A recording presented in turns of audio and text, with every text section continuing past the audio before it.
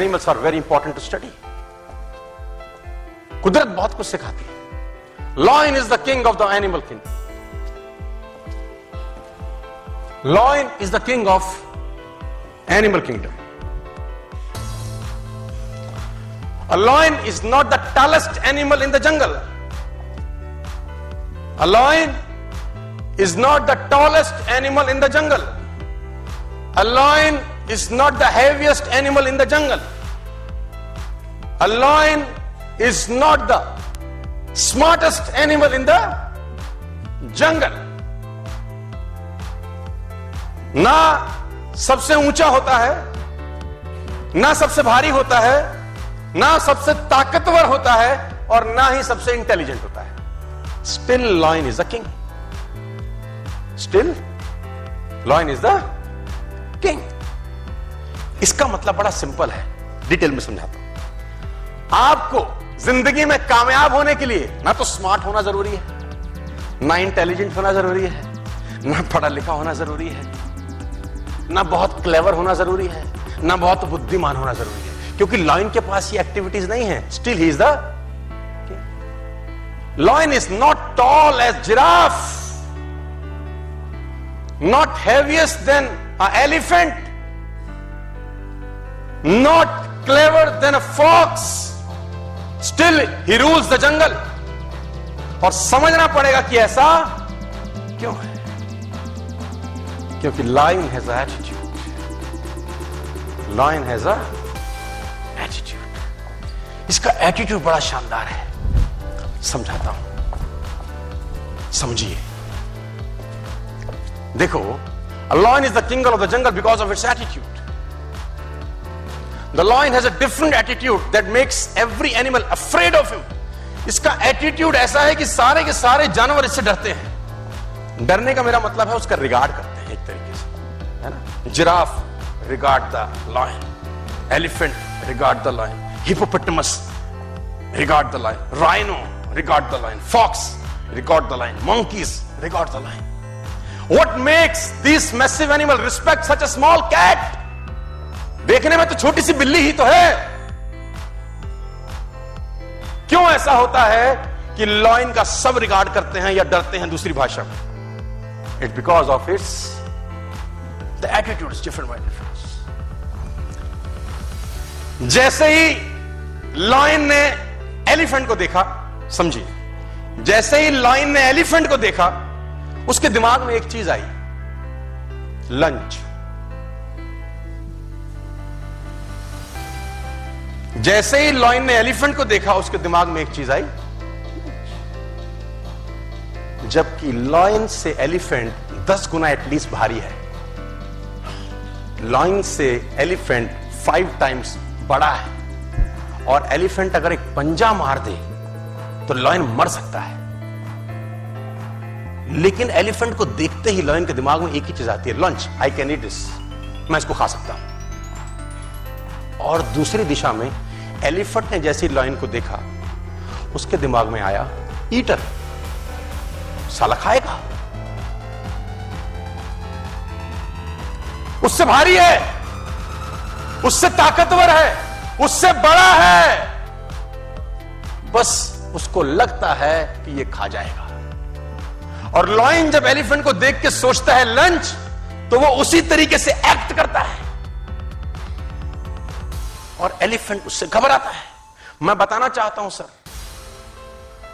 A army of sheep led by lion will beat the army of lion led by sheep. है ना. भेड़ों की फौज को अगर शेर लीड करे तो वो उस फौज को हरा सकती है जिसको भेड़ लीड कर रही है, लेकिन फौज शेरों की है. It's all about attitude my difference. हाथी ताकतवर है, भारी है, एक पंजा मारे लायन को मार सकता है, लेकिन उसकी खोपड़ी में लायन को देख के आता एक ही है, ईटर. आया, मारेगा, खाएगा. और लायन की खोपड़ी में आता है, मेरा लंच है. It's all about believe system. उसको बिलीव है अपने ऊपर कि मैं उसको मार दूंगा. जबकि ताकत में कम है, अक्ल में कम है, भारीपन में कम है, हर चीज में तो, लेकिन फिर भी भारी पड़ता है. राजा वही है, because of believe system attitude पैदा करता है सर।